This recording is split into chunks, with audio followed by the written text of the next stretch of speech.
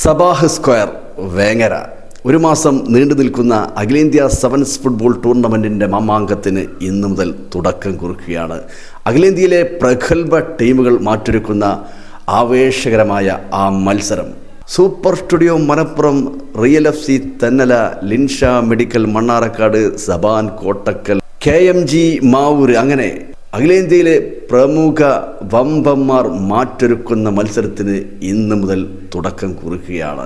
ഇന്നത്തെ ഉദ്ഘാടന മത്സരത്തിൽ അഖിലേന്ത്യാ സെവൻസിലെ പ്രഗത്ഭ ടീം KRS കോഴിക്കോടും റിയൽ FC തെന്നലയുമായി ഏറ്റുമുട്ടും.